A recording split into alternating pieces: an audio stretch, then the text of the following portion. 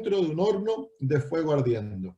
Por lo cual, al oír todos los pueblos el son de la bocina, de la flauta, del tamboril, del arpa, del salterio, de la zampoña y de todo instrumento de música, todos los pueblos, naciones y lenguas se postraron y adoraron la estatua de oro que el rey Nabucodonosor había levantado. Por eso en aquel tiempo algunos varones caldeos vinieron y acusaron maliciosamente a los judíos. Hablaron y dijeron al rey Nabucodonosor, rey, para siempre vive. Tú, oh rey, has dado una ley que todo hombre, al oír el son de la bocina, de la flauta, del tamboril, del arpa, del salterio, de la zampoña y de todo instrumento de música, se postre y adora la estatua de oro.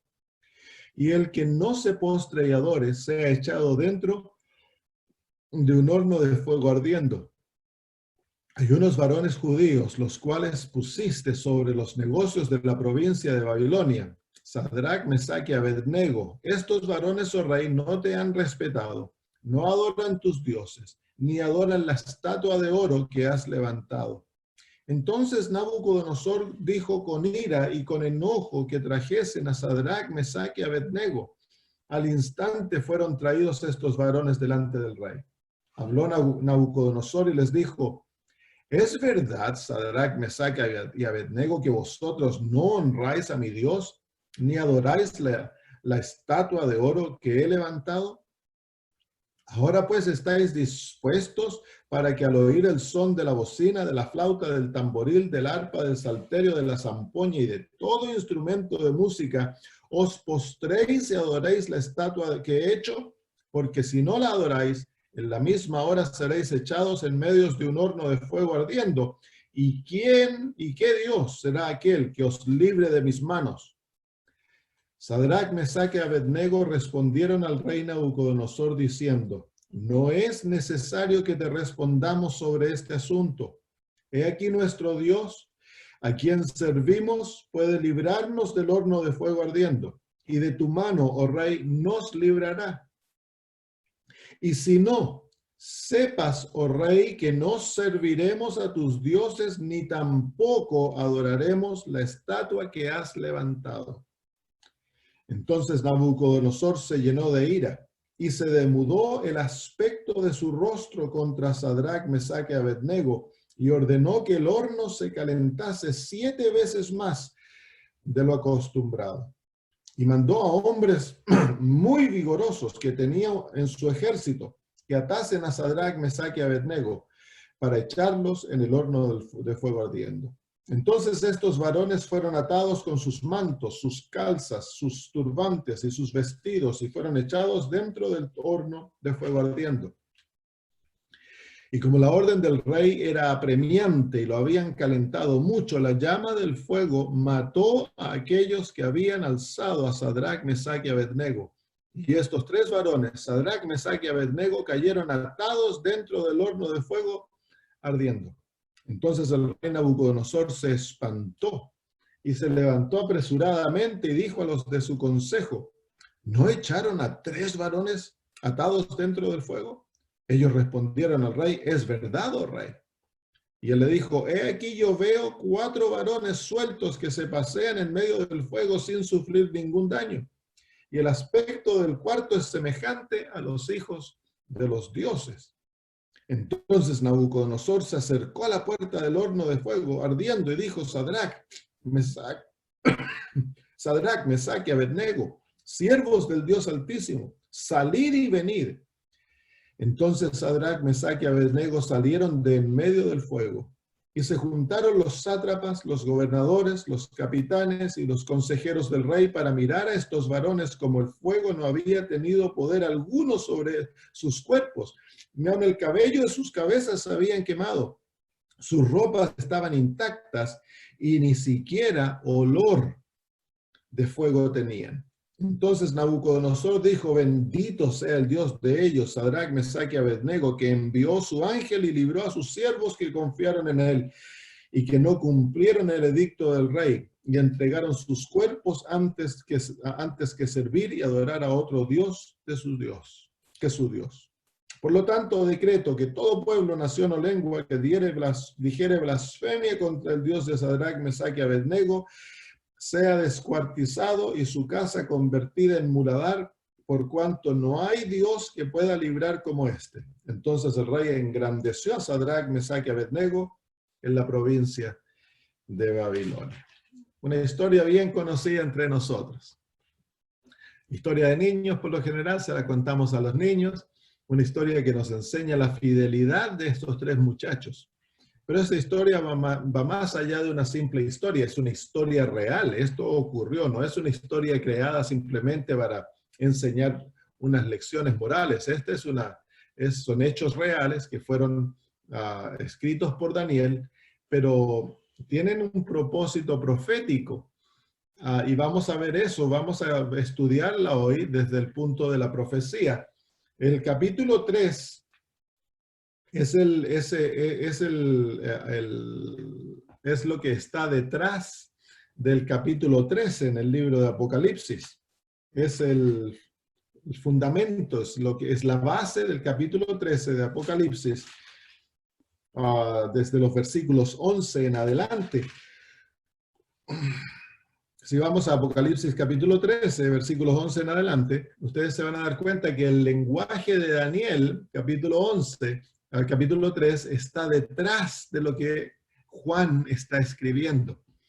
Juan usa mucho las imágenes del Antiguo Testamento.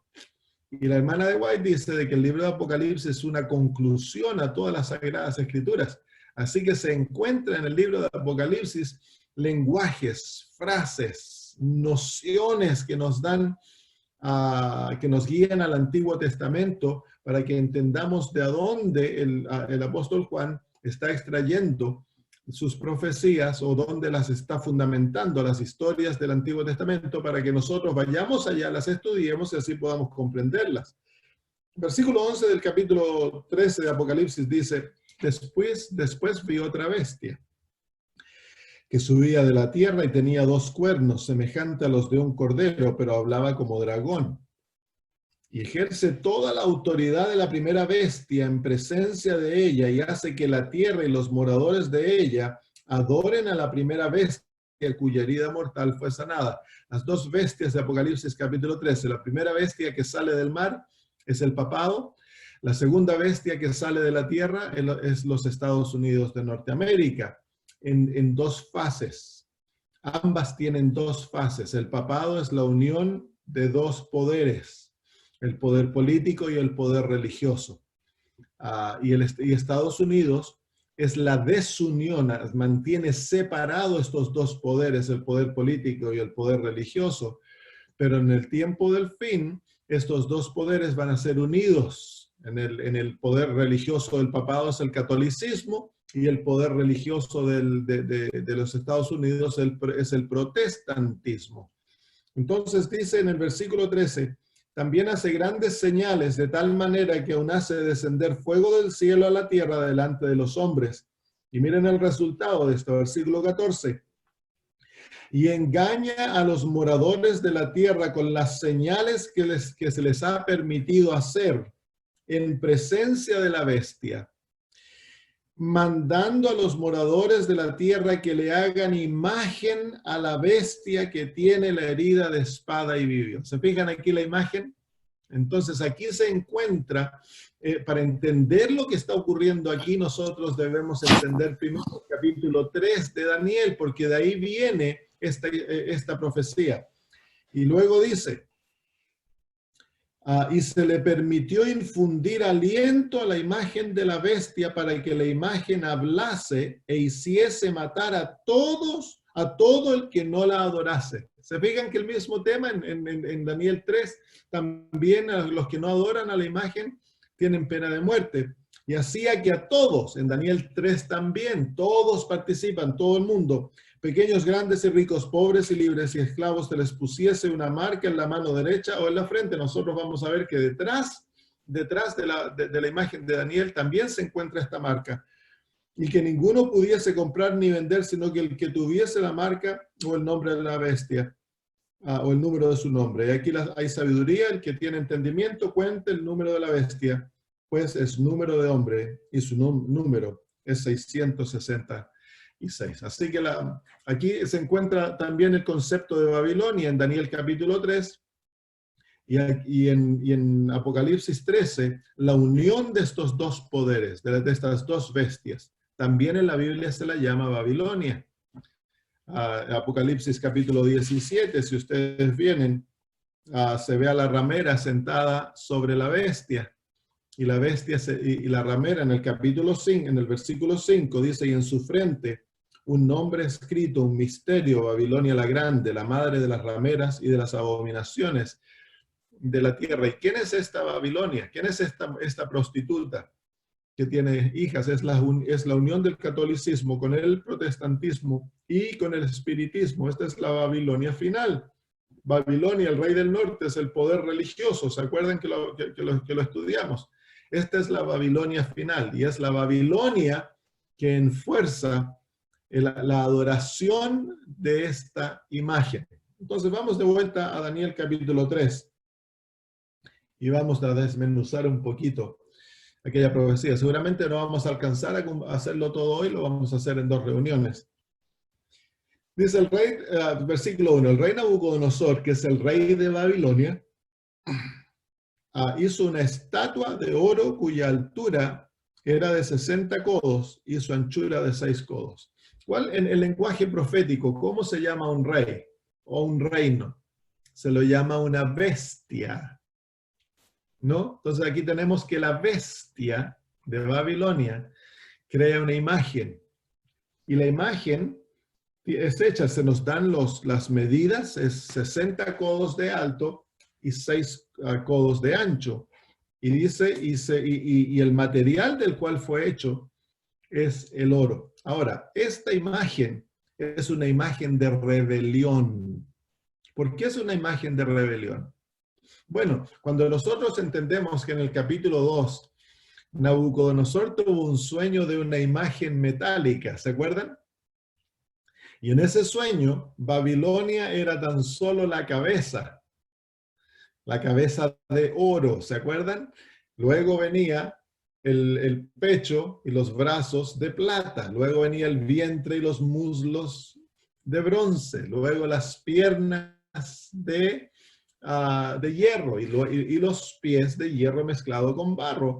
Y Daniel le dice en la profecía, tú eres esa cabeza de oro, pero después de ti se levantará otro reino. Eso de primera sorprendió a Nabucodonosor, sorprendió el conocimiento que este muchacho hebreo tenía. Pero luego parece que no le gustó la interpretación del sueño. Entonces, ¿qué es lo que hizo? Él va a desafiar al Dios de los hebreos. ¿Y cómo lo va a desafiar? La imagen que se levanta en el plano de Dura, en el valle de Dura, es una imagen que representa a todos los dioses de Babilonia. Por 2 cosas vemos aquí. 1, se encuentra el oro. El oro era símbolo en Babilonia del rey Sol. Lo que ellos enseñaban los babilonios era que el oro era parte del sol que se había derretido y había caído en la tierra. Y el sol, el oro, entonces lo usaban ellos para representar a la deidad mayor. Pero luego el número, veamos aquí un poquito, les voy a mostrar aquí unas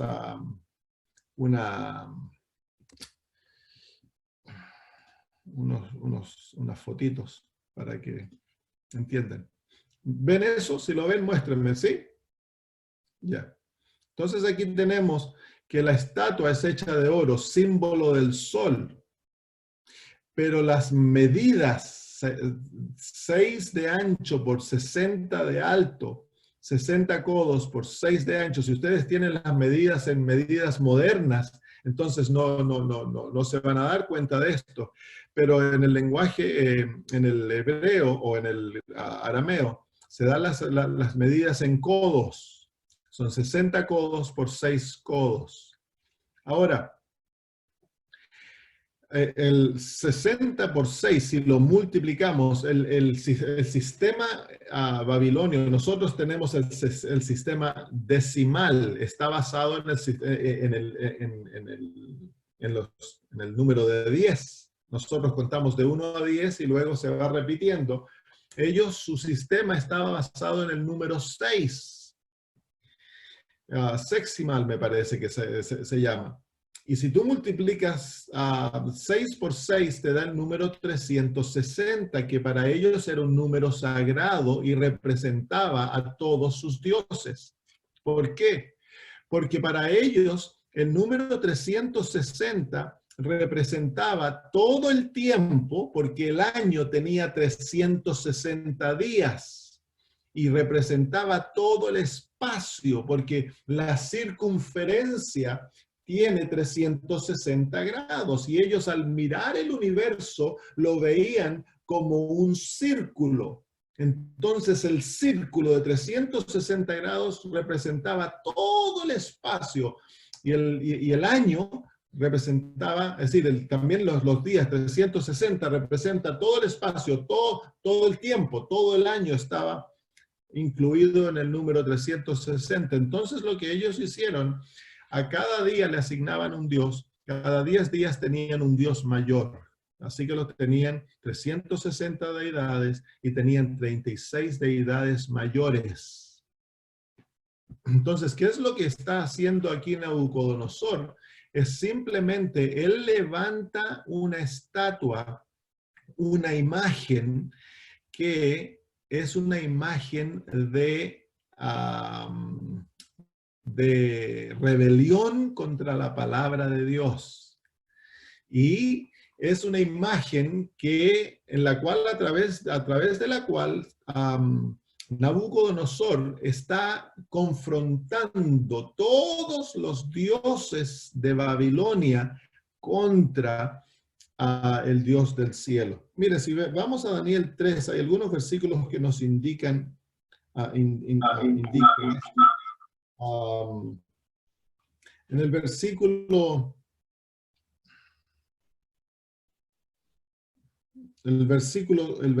12 dice: hay unos varones judíos los cuales pusiste sobre los negocios de la provincia de Babilonia, Sadrach, Mesach y Abednego. Estos varones, oh rey, no te han representado, no te han respetado, no adoran tus dioses, ¿se fijan? Ni adoran la estatua de oro que has levantado. Así que el adorar la estatua está asociada con la adoración de todos los dioses de Babilonia. En el versículo 15 o versículo 14 dice: habló Nabucodonosor y les dijo: es verdad, Sadrach, Mesach y Abednego, que vosotros no adoráis a mi Dios, ni adoráis la estatua de oro que he levantado. Entonces era también el adorar al Dios mayor, al Dios Sol, el adorar esta estatua. Entonces, claramente se nos muestra que la estatua representa a todos los dioses y al Dios mayor de Babilonia. ¿Cómo es? Es por el oro, es el Dios mayor. Y las medidas representan a todos los dioses. Recordémonos, hermanos, que en la antigüedad los números jugaban papel sagrado. Los números eran sagrados, lo que se llama la numerología. Y aún en el ocultismo, los números son sagrados. Y dentro de la Biblia hay números sagrados. ¿Cuáles son los números sagrados? El número 7 es un número sagrado. Representa el sábado, representa a Dios, es un número sagrado. Entonces ellos jugaban con los números para poner en código mensajes. Y aquí lo vemos claramente. Ahora, en nuestro tiempo, ¿cuál es la imagen que Babilonia va a levantar? Y la imagen que Babilonia levanta en nuestro tiempo es levantada por los Estados Unidos de Norteamérica. Esa es la parte de Babilonia que va a enforzar al mundo la adoración de una imagen. ¿Cuál es esta imagen? La imagen de la bestia, que lleva asociado consigo el número 666. Ya les voy a mostrar cómo en la imagen también se encuentra el número 666. am, la imagen de la bestia es una copia del sistema papal en los Estados Unidos de Norteamérica. ¿Cuál es el sistema papal? El sistema papal es la unión de dos sistemas, la unión de dos poderes. El poder político con el poder religioso han sido unidos, pero en el sistema católico, en el sistema papal, la iglesia domina al Estado. Por eso en Apocalipsis 17 se ve a la mujer cabalgando en la bestia. La mujer es la iglesia, la bestia es el Estado. La iglesia controlando al Estado. Se han unido ambos y están en una relación ilícita, están en una relación de fornicación, dice la Biblia, porque la iglesia y el Estado no han de unirse. Entonces se une y la iglesia usa al Estado para enforzar sus leyes. Esto es la unión de la bestia. En Estados Unidos, esta es la imagen de la bestia. En los Estados Unidos, estos dos poderes han de ser separados por constitución. La iglesia no puede ejercer su influencia sobre el Estado y el Estado no ha de controlar a la iglesia. Son dos poderes separados por constitución. Pero la Biblia nos dice de que viene la hora cuando esto va a ser violado y en los Estados Unidos se unirá el poder religioso con la iglesia el poder religioso con el poder político, y las iglesias ejercerán su poder sobre el Estado para que se pasen leyes que representan sus creencias y de esa manera se violará la conciencia. Ahora, al entender esto, entonces al entender Daniel 3, nos damos cuenta aquí que va a haber, ¿cómo se llama?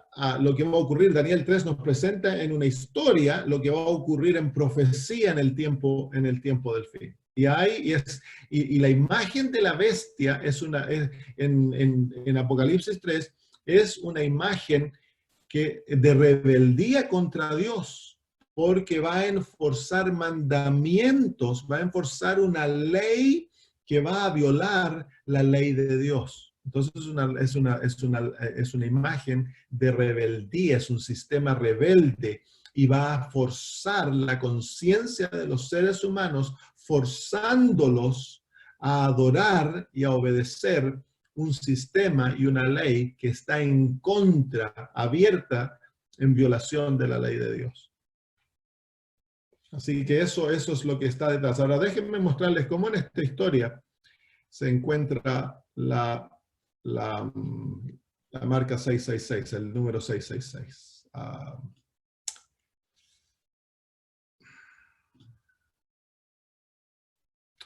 No les voy a mostrar esto. Miren, los sacerdotes de la religión babilónica, que se llaman los caldeos, ellos llevaban en su cuello un medallón que está aquí ilustrado. Se encontró uno de estos medallones y esta es una copia de él. Tenía dos caras el medallón. Adelante de la cara adelante podría tener lo que está arriba en esto de acá, o la parte de abajo, que era una representación de la deidad mayor del sol. Y detrás había un cuadrado, y en el cuadrado, con un hexagón, el cuadrado era rodeado por un hexagón, habían 36 cuadraditos. Y a estos 36 cuadraditos se les daba en forma al azar, se ponían números del 1 al 36, pero todos distribuidos en forma al azar. Lo interesante, bueno, entonces este medallón, el medallón era de oro, y este medallón representa lo mismo que la bestia, representa al rey Sol, y atrás representa a todas las deidades de Babilonia. cuando se suman todos los cuadraditos, y tú vas 1 más 35, o vas 6 más 32, más 3 más 34, más 35, más 1, más 7, y lo sumas todo, la suma es 666. Así que detrás de la multiplicación, detrás del número 360, se encuentra otro número babilónico sagrado, que es el número 666. Así que el número 666 es un número que representa rebelión. Es un número que representa rebelión y es el número más sagrado de Babilonia. Interesante, ¿no? Ahora hay varias cosas en este cuadradito que son interesantes. La suma de cada uno de estas líneas, ya sea para los lados o para abajo, da el número 111. Y abajo da el número, cuando se suman todos, da el número 666 y se lo llama el cuadrado mágico del sol. Y se usa, aún este cuadrado se usa en religiones paganas y en el ocultismo. Así que el número 666 es un número de rebelión. Representa rebelión contra el Dios del cielo y representa la unión de todos los dioses de Babilonia. Es el número del carácter de Babilonia. Eso se los mostraba es algo como se llama interesante. Ahora, sigamos estudiando ¿Hay alguna pregunta en cuanto a eso, hermanos? ¿No? Muy bien. Si quieren hacer preguntas, está bien. Abran su micrófono, pongan la mano y hagamos preguntas y así interaccionamos. Ese es el versículo 1. Entonces, se fijan cómo la profecía, cómo la historia toma carácter profético y nos comienza a dar mucho más detalles de lo que ocurrirá con la profecía de Apocalipsis 13. Es por eso entonces que Juan usa lenguaje que nos muestra de dónde viene la profecía y debemos ir a estudiar esas historias para comprender más profundamente la profecía. Eso es lo que Juan, entonces, para realmente entender el libro de Apocalipsis, nosotros debemos entender todas las escrituras. Porque el libro de Apocalipsis es como que Juan tomó todos los libros de la Biblia y los ató en un gran nudo. Ese es el libro de Apocalipsis, el nudo. Para poder deshacer el nudo, nosotros debemos entonces trazar el lenguaje del libro de Apocalipsis de vuelta a su origen. Y de esa manera comprendemos el libro de Apocalipsis. Muy bien, vamos al versículo número 2 de Daniel 3. Y envió el rey Nabucodonosor a que se reuniesen los sátrapas, los magistrados y capitanes, oidores, tesoreros, consejeros, jueces y todos los gobernadores de las provincias para que viniesen a la dedicación de la estatua que el rey Nabucodonosor había hecho. Entonces, ¿a quién es que el rey llama? Él llama a los representantes políticos, a los distintos poderes que representaban a Babilonia y a las cabezas de aquellos poderes. Aquí se encuentra el poder policial, el poder militar, el poder gubernamental, el poder financiero. Encuentran todos los distintos brazos del gobierno y los que vienen son los políticos. Ahora, cuando ellos vienen, miren lo que significa. Versículo 4. Y el pregonero anunciaba en alta voz, mándase a vosotros, y miren lo que el lenguaje que usa ahora, oh pueblos, naciones y lenguas. ¿Qué es lo que quiere decir en esto, hermanos? Que el mundo de aquel día no vinieron todos toda la gente que vivía en Babilonia a ponerse en pie ante la estatua y adorarla. No, el mundo vino representado en los gobernantes, en los poderes que ellos habían escogido para que los representaran. ¿Entiende lo que estoy tratando de decir? No vinieron millones y millones de personas alrededor de la estatua. No, ¿quiénes vinieron? Fueron los políticos, si lo usamos en lenguaje moderno. Los que representaban a los pueblos, naciones y lenguas. Fueron ellos los que vienen ante la estatua para aceptar la estatua, para aceptar la imagen, y ellos vienen de parte de los pueblos, naciones y lenguas. Así que cuando ellos se postran a adorar a la imagen, ¿quiénes están adorando la imagen a través de ellos? Aquellos pueblos, naciones y lenguas. ¿Por qué? Porque ellos representan a sus pueblos.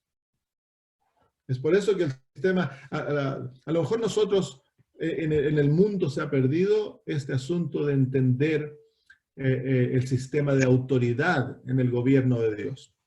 En el hogar hay un sistema de autoridad, está el padre, está la madre y están los hijos. La familia está considerada dentro del Padre. Por eso cuando Adán cayó con él toda la raza humana. Cuando Cristo toma el lugar de Adán, llega a ser nuestra cabeza. Entonces Él, al morir, muere por todos. Al resucitar, resucita por todos. Cuando Él paga los pecados de todos. Entonces, hermanos míos, en el sistema de autoridad, cuando nosotros escogemos a un primer ministro, a un presidente, la nación entera está bajo ese presidente. Nuestros líderes nos representan a nosotros dentro de la iglesia y dentro del mundo. Entonces, lo que nos muestra aquí, hermanos míos, que este asunto de la imagen de la bestia, cuando venga, no se le va a consultar a todo el mundo para el asunto de la bestia. Los que van a hacer la decisión, los que van a aprobar este sistema, son los líderes políticos, los líderes religiosos, los líderes financieros, los grandes líderes de todas las áreas que controlan el mundo. Entre ellos se confabulan para crear la imagen de la bestia, para aceptar la imagen de la bestia, hermanos. Pero en ellos, eventualmente, todo el mundo es representado y eventualmente lo que se va a ejercer, lo que se va a forzar a través de este sistema, entonces afecta a todo el mundo. ¿Está eso claro? Y eso nosotros ya lo hemos visto, hermanos. Todos los líderes de las distintas áreas gubernamentales, de los distintos campos que gobiernan el mundo, se han presentado ante el Papa, hermanos, han hecho pactos de obediencia, pactos de trabajar juntos, líderes religiosos, líderes políticos, de los mundos financieros, de los grandes ricos del mundo, todos se han encontrado con el Papa en los últimos 10 años. Y lo hemos visto en las noticias, y eso nos lo muestran. Entonces ahora cuando Estados Unidos pase la marca, construya la marca de la bestia, que ya está formándose, hermanos míos. Trump ha permitido ¿cómo se llama? A la Casa Blanca, como nunca antes, se llene de representantes religiosos. Sus consejeros son todos, ya sea católicos, evangélicos, como nunca antes. Y se han pasado ya leyes de carácter religioso. Las iglesias ejerciendo su poder sobre el Estado para que el Estado ejerza su poder para pasar leyes de carácter religioso. No lo vemos abiertamente todavía, esto va a ser mucho más abierto, pero ya vemos los indicios, el principio de esto ya se está viendo, hermanos. ¿Y qué va a ocurrir? Eventualmente va a llegar a ser nivel universal, donde se va a violar la conciencia de los seres humanos y se los va a forzar a obedecer las leyes humanas en contra de las leyes divinas. Ahora, miren lo que se usa para que la gente adore. En el versículo 4. Dice, y el pregonero anunciaba en alta voz, mándase a vosotros, oh pueblos, naciones y lenguas, que al oír el son de la bocina, de la flauta, del tamboril, del arpa, del salterio, de la zampoña y de todo instrumento de música, os postréis y adoréis la estatua de oro que el rey Nabucodonosor ha levantado. ¿Qué es lo que prepara y anuncia que ha llegado el tiempo de adorar? Hay un concierto de música. En Apocalipsis capítulo 13 se nos dice que van a haber milagros. Aquí no se usan milagros, pero aquí Daniel 3 nos muestra otro aspecto de cómo Babilonia va a preparar al mundo para la adoración de la imagen. ¿Qué es lo que se usa? Lo que nosotros hoy llamamos los medios de comunicación. Se da noticias, hay un pregonero, esos son noticias, hermanos. Y a través de las noticias se le anuncia al pueblo, se le muestra al pueblo que deben escuchar una música. Y al escuchar la música se han de postrar. Entonces, los medios de comunicación se usan para preparar la mente de la gente que se postren ante la imagen sin causar problema. Y nosotros lo hemos visto eso hoy en día, hermanos. Díganme ustedes, ¿cuál es el medio de comunicación que se usó para causar temor en el corazón de la gente en forma mundial en cuanto a la pandemia que estamos viviendo? Fueron las noticias, los medios de noticias. ¿Sí o no?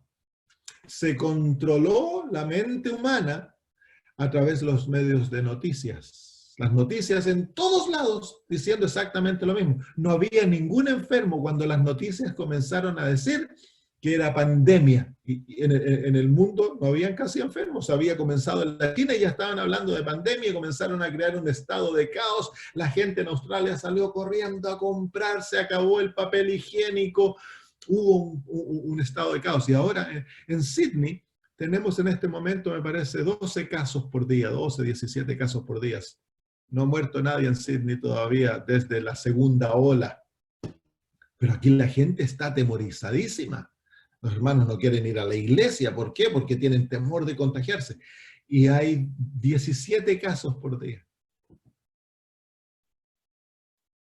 ¿Pero por qué? Porque están escuchando las noticias y las noticias les están diciendo que es terrible lo que está ocurriendo. En Australia se controló la pandemia, la que se llama pandemia, a fines de mayo. Dejaron de haber casos y no llegaron a haber ningún caso. Las noticias comenzaron a decir que iba a haber una segunda ola en julio. ¿Y saben lo que ocurrió? Hubo una segunda ola en julio. ¿Por qué? Porque están controlando la mente humana. Pero hay más, hermanos. Aquí se nos muestra la música.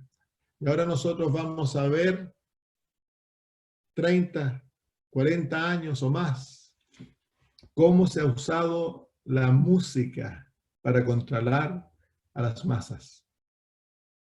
La música mundana. Comenzamos después de la Segunda Guerra Mundial, se introduce la música rock, luego se van desarrollando nuevos tipos de música, y vemos que al avanzar la música, el mundo se va volviendo en contra de Dios. Y ustedes ven, una de las razones mayores por la cual nosotros perdemos nuestros jóvenes dentro de la iglesia es cuando se ponen los audífonos en los oídos y comienzan a escuchar música. La música crea rebelión en el corazón del ser humano en contra de Dios.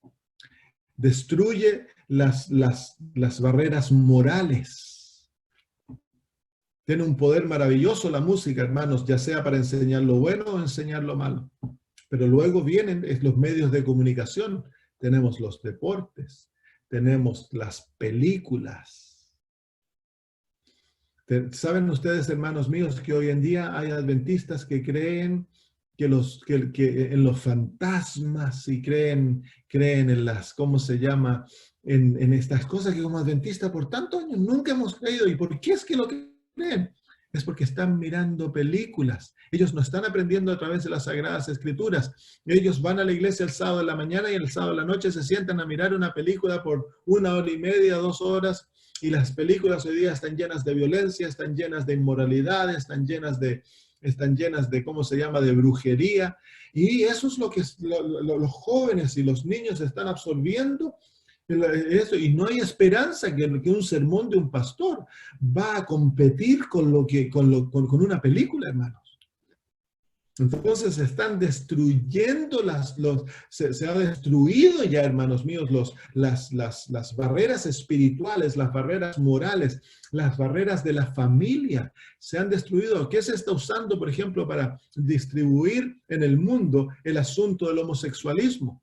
Las películas, ¿cómo se llama? Las novelas, la música.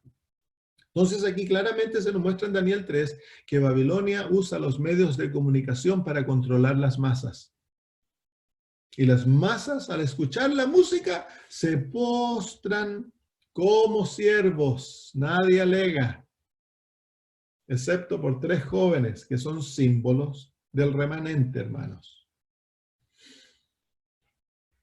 Hay un pregonero que pregona unas noticias. El pueblo de Dios tiene noticias que pregonar también, que nos preparan para este tiempo.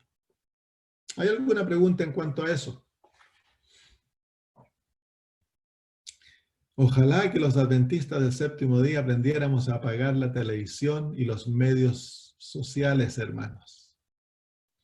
A gastar lo mínimo de tiempo. Las noticias que tú ves, hermanos, están todo manipulado. No son verdad. La gran mayoría de ellas no tienen nada de verdad. Manipulan la verdad.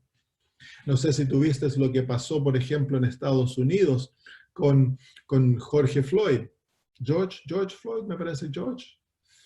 Y que por la manipulación de lo que se le presentó a la población, se armaron protestas, estaba todo organizado, armaron protestas y a Estados Unidos no se lo muestra ahora mucho, pero aún las protestas la rebelión aún continúa, ciudades enteras están siendo quemadas, el centro de las ciudades. ¿Saben ustedes que Estados Unidos está a punto de caer nuevamente en una revolución, en un estado de guerra civil? ¿Por qué? Por la manipulación que se usan de las noticias, los medios de comunicación. En las últimas semanas, la semana pasada, salió el verdadero video de lo que le ocurrió a este hombre. Y quién realmente él era. Y se muestra el todo de las cámaras de la policía, cómo la policía lo trató y todo eso, qué ocurrió antes y después. Entonces se da un contexto a las noticias. Lo que no se mostró antes. Antes simplemente se mostró el policía poniéndole la rodilla en el cuello y el hombre pidiendo que no podía respirar. Entonces lo estoy usando simplemente para ilustrar lo que hacen los medios de comunicación, hermanos. Y como adventistas nosotros hemos de aprender la verdad no por los medios de comunicación. Nosotros hemos de aprender la verdad por las Sagradas Escrituras, el espíritu de profecía, hermanos. Y debemos juzgar toda nuestra realidad por esta realidad, hermanos. Pero hay tantos adventistas que no entienden eso, hermanos. Mientras menos tiempo pasemos mirando las noticias, mejor. No es necesario tener miedo, hermanos. Muy bien, vamos ahora. ¿Qué hora es? Ya, nos quedan algunos minutos. Versículo 5. Dice, y que al oír el son de la bocina, de la flauta, del tamboril, del arpa, del salterio, de la zampoña y de todo instrumento de música, os postréis y adoréis la estatua de oro que el rey Nabucodonosor ha levantado. Se fijan ustedes que aquí se encuentra lo mismo que en Apocalipsis 13, que se demanda adoración. Se pasa una ley que demanda la adoración de un sistema. ¿Qué es adoración en la Biblia? Adoración es la sumisión de nuestra voluntad a Dios. Y el resultado de ello es obediencia. Eso es adoración. La posición de adoración en las Sagradas Escrituras es una posición de sumirse. Cuando una persona adoraba, se postraban en sus rodillas y luego ponían su rostro en el suelo. Esa era la posición de adoración. Es una posición de absoluta sumisión a un poder mayor. Y este sistema demanda adoración. Y la Biblia nos enseña que al único que hemos de adorar, al único que nosotros le hemos de someter nuestra voluntad y dar obediencia plena, es a Dios. Y nótense ahora, es por ley que se demanda adoración, lo mismo que en Apocalipsis 13. Y miren ahora, dice, versículo 6, dice, y cualquiera que no se postre y adore, inmediatamente será echado dentro de un horno de fuego ardiendo. Entonces, la ley trae con sí una pena de muerte. El libro de Apocalipsis nos muestra que la ley de adorar a este sistema traerá consigo no tan solo una pena de muerte, pero también traerá consigo penas financieras. Nos muestra que a los hijos de Dios primero se les va a imponer restricciones financieras. No se les va a permitir comprar y vender. Y esto se ha estado probando en la China. Saben ustedes que ya por varios años en la China se ha creado un sistema social que te dan puntos. Si tú cooperas con el Estado, si tú eres un ciudadano fiel, entonces el Estado te da puntos que te van permitiendo comprar, vender, que te permiten ir a estudiar, te da libertad. Pero si tú no te sometes al Estado, te quitan, te restringen los puntos, te van restringiendo los puntos y tú acarreas un asunto digital que tú tienes que mostrarlo en todos lados, que sin este asunto digital, tu identificación digital que muestra tu nivel de puntos, yo lo sé porque tengo, como se llama, conocí a una pareja chinita, adventistas, que decidieron salir de la China por todo esto, y dice de que eventualmente, si tú no te sometes, si vas a la iglesia, si vas a una iglesia escondida, no vas a la iglesia estatal, entonces te van quitando puntos. ¿Y qué ocurre? Que eventualmente no puedes viajar en el sistema público, tienes que caminar y eventualmente te restringen a una área de tu vecindario y de ahí no puedes salir. Si te pillan fuera de aquella área, entonces te meten a la cárcel. Un sistema de restricción completo, y eso ya se ha puesto. Ustedes saben de que en la China el control de la población es a tal punto que tienen por todos lados cámaras. Y yo hablaba con un chino que no era adventista, estaba hablando con él, ¿cuándo fue? Hace 2 semanas atrás. Y él me decía, la China es muy, muy buena, me decía, porque no hay libertad, pero es muy segura, dice. Tú puedes caminar en las noches, en el día, nadie te va a robar. ¿Por qué? Porque está lleno de cámaras por todos lados. Y a través de aquellas cámaras, incluso ellos pueden leer lo que tú estás diciendo. Así que no hay crimen, se acabó el crimen en la China. Y él me decía, yo prefiero la seguridad a la libertad. Yo le dije, no. Yo prefiero la libertad a la seguridad. Yo prefiero vivir en un lugar que no sea tan seguro, pero que sea libre. Entonces, habían 2 chinitos. La niña estaba en contra de eso. El hombre mayor estaba, pero súper en favor de eso. El control total. Y eso viene, hermanos míos. Aquí en Australia hay cámaras por todos lados. Aún no se ha instituido el sistema que pueden leer. Si tú estás en la calle hablando con alguien en la China, está la inteligencia artificial y te están leyendo, te pueden identificar por tu rostro. Allá no necesitan en muchos lugares andar tomando la temperatura, son las cámaras que van midiendo la temperatura de la gente, ¿cómo se llama? En sus frentes, en muchas de las ciudades. Así que la población está totalmente controlada, un sistema de absoluto control. Entonces eso se nos muestra en Daniel 3. Va a llegar un momento en que va a ser tan controlado que aquellos que no adoren al sistema, que aquellos que no se sometan al sistema, que no entreguen su voluntad al sistema y que obedezcan al sistema, entonces van a ser entregados a la pena de muerte. Y eso es lo que la Biblia entonces llama el tiempo de gran angustia. En esta historia, si ustedes se dan cuenta, hay dos tipos de angustia. Está el tiempo de angustia, cuando a los muchachos, cuando comienza esto, es un tiempo de angustia porque va a haber un ataque contra la conciencia. Los muchachos tienen que ir ante la imagen y confrontan una tremenda presión y luego son acusados al rey, son llevados ante el rey y luego viene el tiempo de gran angustia cuando se los acusa de ser dignos de muerte y se los echa al horno. El horno de fuego es símbolo del tiempo de gran angustia, la angustia como nunca antes ha habido. Así que cuando cuando se entra al fuego, ese es el símbolo del cierre de la gracia y se entra al periodo del tiempo de gran angustia, cuando Miguel se levanta en Apocalipsis capítulo 12. Pero bueno, se nos acabó el tiempo y vamos a tener que continuar el estudio la próxima semana. Avanzamos poquito, pero bueno, no importa, nadie nos está apurando para terminar. Así que, ¿tienen alguna pregunta, hermanos? Hermanos, el obedecer a las autoridades es un mandamiento bíblico. Nosotros tenemos una responsabilidad hacia las autoridades porque de acuerdo al principio bíblico, las autoridades han sido puestas por Dios.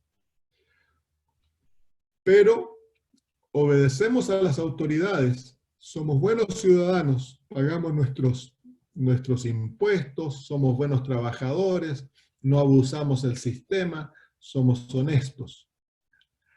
Pero no vamos a obedecer a aquellas leyes que violen la conciencia y nuestra libertad de adoración y obediencia a Dios. Cuando las leyes humanas violan aquello, entonces el cristiano en forma respetuosa se rebela contra aquello. No causamos protesta, no vamos a quemar buses ni a quemar, no. Simplemente vamos a hacer lo que Dios nos ha mandado, cueste lo que cueste. Y va a llegar un momento, hermanos, que mundialmente nosotros vamos a ser forzados a tomar una decisión, ya sea en favor o en contra de los mandamientos de Dios. Y si no nos hemos ahora acostumbrado a ser obedientes, entonces cuando llegue esto va a ser muy fácil ser desobediente. Eso es uno de los peligros de lo que ha ocurrido en el hecho de que nosotros tan fácilmente hemos cerrado nuestras iglesias y nos hemos acostumbrado a ya simplemente seguir lo que el gobierno dice. Nosotros debemos, claro, cooperar y mantener la distancia y obedecer todas esas cosas, pero no debiéramos, hermanos míos, hasta lo que más podamos. Cuando se pasó ley en Australia que era ley cerrar las iglesias, bueno, tuvimos que cerrar las iglesias, pero podríamos habernos seguido juntando en las casas en forma clandestina. Porque la ley el principio de adoración es un principio moral. Es algo que Dios nos ha dado, que es nuestro privilegio. Los gobiernos no lo pueden quitar. Entonces se ha preparado en sí al adventista para someterse como ovejita cuando vengan cosas peores. Entonces nosotros, debemos obedecer, cooperar, hasta que se pasen leyes que violan la conciencia, que violan nuestra capacidad de obedecer, hermanos, a Dios. Entonces, cuando se nos pone contra la pared y se nos hace escoger si vamos a obedecer al hombre o a Dios, como en la historia que estamos leyendo, los muchachos escogieron obedecer a Dios y no importa lo que el rey dijera en ese caso. Entonces ahí tenemos el ejemplo de lo que hemos hacer. Es ¿cómo se llama? Sí, mire, todo lo que está ocurriendo es en preparación para lo que viene, lo más grande. Así que tenemos que aprender a ser fieles ahora, hermanos, en todo, desde lo pequeño. Se fijan lo que aprendimos en el capítulo 1, estos muchachos fueron fieles en la dieta primero, fueron fieles en lo pequeñito, fueron fieles en la oración, en el culto, fueron fieles como siervos de Nabucodonosor, los sirvieron fielmente. Estos muchachos eran fieles, conocían a Dios, caminaban con Dios. Entonces, cuando vino la crisis, para ellos no era nada raro ser fieles, para ellos era normal ser fieles. No se asustaron con la crisis. ¿Por qué? Porque para ellos ya su mente estaba hecha. Cuando los llevan ante Nabucodonosor, le dicen al rey, oh rey, no necesitamos responderte en cuanto a este asunto, le dicen. Y eso, su decisión ya había estado hecha. Muchos años, cuando ellos decidieron morir por lo que comían, ya ellos estaban dispuestos a morir por lo que fuera. He ahí entonces lo que como adventistas, nosotros como adventistas, tristemente no somos un pueblo fiel. Entonces, cuando venga la crisis, es fácil ser adventistas, hermanos míos, cuando no hay crisis. Pero cuando venga la crisis, que todo el mundo se va a levantar en contra de nosotros, hermanos, y vamos a ser amenazados de perderlo todo, incluso de perder nuestra vida eventualmente, entonces ahí vamos a ver que no hemos desarrollado el hábito de fidelidad, de ser fieles, porque somos fieles, no importa lo que pase. Uno lee las historias de la iglesia adventista en Rumania, por ejemplo, cuando por ley los hijos debían ir el sábado a la iglesia, a la escuela.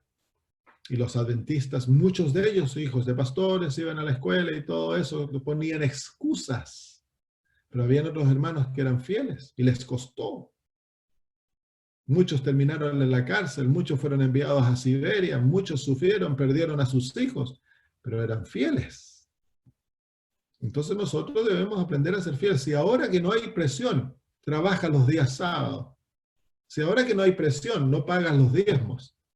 Si ahora que eres infiel, andas mirando pornografía, andas mirando películas, andas escuchando música mundana, te vistes y comes como el mundo, no pienses que cuando cuando todo el mundo se encuentra en contra de ti, vas a ser fiel. No. Es por eso que el Señor nos enseña a ser fieles en las cosas pequeñas. Lo que comemos, la manera que nos vestimos, en pagar el diezmo, son cosas pequeñas y es fácil, pero desarrollan un hábito, hermanos, de fidelidad. Y el que aprende a ser fiel en cualquier aspecto, entonces es muy difícil. Una vez que tu carácter se ha formado en un aspecto de fidelidad, es muy difícil entonces que te hagan ser infiel. La fidelidad se desarrolla, hermano, en el medio de las experiencias de la vida.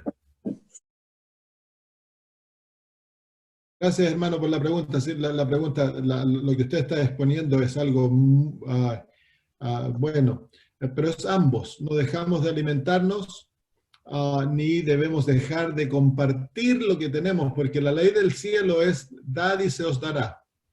Entonces, si nosotros queremos recibir para crecer, debemos primero dar.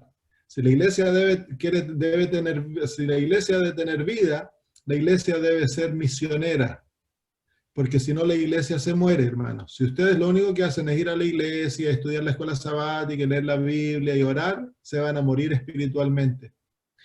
Antes de que Dios les pueda dar a ustedes, ustedes deben primero dar lo que ya tienen. Así que el propósito de volver a la iglesia son dos cosas. Uno, y más importante, es el compartir lo que tenemos. Y segundo, el ser alimentados y tener el apoyo, la compañía de los hermanos, el amor que necesitamos estar juntos, porque eso es ley divina. No debemos dejar de congregarnos, dice la palabra de Dios. Pero no debemos dejar de compartir tampoco. Entonces, yo les pondría un desafío, que comiencen a planear un programa evangelístico, ya sea por Zoom, como sea, y ustedes comiencen a visitar a sus amigos hispanos, a compartir, a hablarle de las profecías, a hablarle de lo que está ocurriendo, porque ahora lo que está ocurriendo alrededor del mundo ha abierto el corazón del ser humano porque el ser humano está asustado. Entonces ahora personas que antes a lo mejor no estaban dispuestos a escuchar, ahora puede que estén dispuestos a escuchar porque ahora están con miedo, hermanos. Entonces ahora es el tiempo de compartir. Ahora, hermanos, pronto nuestras libertades para compartir van a ser restringidas. Va a llegar el tiempo que no vamos a poder tener reuniones de Zoom. Se va a acabar, se nos van a ir quitándose esas cosas. Entonces ahora usen su libertad para hablar y compartir el evangelio y predicar y enseñar y hacer campañas como puedan para que terminar la predicación del evangelio, hermanos. Amén. Esto es lo que usted habla, hermanos, es real. Y como iglesia se debe planear y confrontar este asunto, que no podemos ser un club. Si lo único que hacemos es juntarnos para estudiar y estar juntos y todo eso, es un club, no es iglesia. Es el club del estudio de la Biblia.